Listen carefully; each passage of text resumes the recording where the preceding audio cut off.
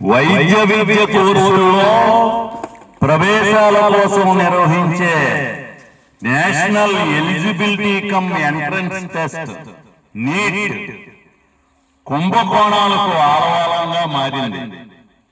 ఈ నెల 3వ తారీఖున జరిగిన నీట్ యూజీ 2026 పరీక్ష పత్రాలు లీక్ అయ్యాయని తేలడంతో పరీక్షను రద్దు చేసి సిబిఐ విచారణకు జాతీయ పరీక్షల ఏజెన్సీ ఎన్టీఏ ఆదేశించింది.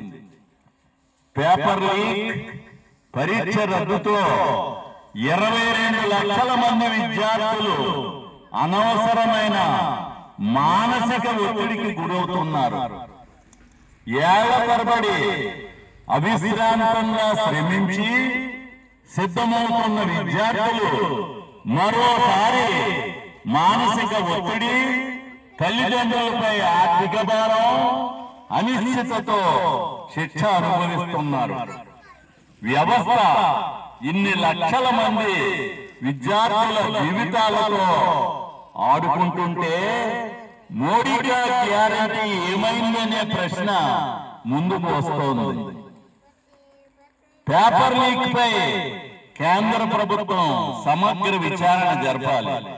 బాధ్యులను కఠిన శిక్షలు పడేలా చేయాలి. విద్యార్థుల భవిష్యత్తు ప్రమాదంలో పడకుండా తక్షణ చర్యలు చేపట్టాలి. పోరాడదాం.